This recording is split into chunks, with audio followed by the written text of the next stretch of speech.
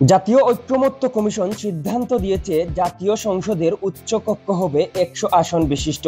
এই সদস্যরা মনোনীত হবেন সংখ্যানুপাতিক পদ্ধতিতে, অর্থাৎ জাতীয় নির্বাচনে দলগুলো যে ভোট পাবে তার ভিত্তিতে দলগুলোর মধ্যে এসব আসন বণ্টন করা হবে। জাতীয় ঐকমত্য কমিশনে বিষয়টি নিয়ে দীর্ঘ আলোচনার পর কমিশন এই সিদ্ধান্ত ঘোষণা করেছে। তবে এই সিদ্ধান্তে আপত্তি জানিয়েছে বিএনপি ও তাদের সমমনা দল ও জোটগুলো।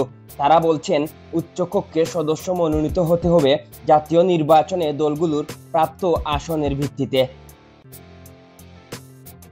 বৃহস্পতিবার 31 জুলাই রাজধানীর ফরেন সার্ভিস একাডেমিতে রাজনৈতিক দলগুলোর সঙ্গে কমিশনের দ্বিতীয় ধাপের 23তম দিনে আলোচনার সমাপ্তি টান বলে জানিয়েছেন জাতীয় ঐকমত্য কমিশনের সহসভাপতি অধ্যাপক আলী রিয়াজ। আলোচনার শুরুতে তিনি বলেন, আমরা চেষ্টা করব দ্রুত চূড়ান্ত সনদ প্রস্তুত করে আপনাদের হাতে তুলে দিতে। এর ভিত্তিতে স্বাক্ষর অনুষ্ঠানের পরিকল্পনাও করা হবে।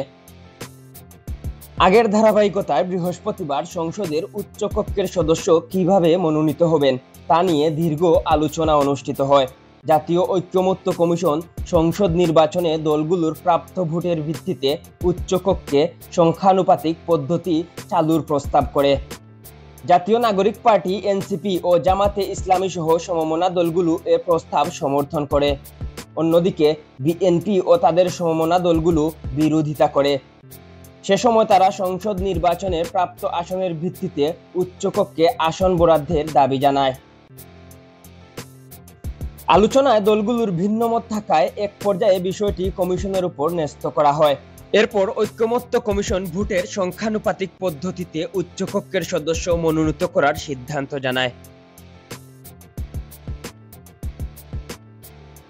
কমিশনের প্রস্তাব অনুযায়ী উচ্চকক্ষে নিজস্ব কোনো আইন প্রণয়নের ক্ষমতা থাকবে না। তবে অর্থ বিল ব্যতীত অন্য সব বিল নিম্নকক্ষ ও উচ্চকক্ষ উভয় কক্ষে উপস্থাপন করতে হবে।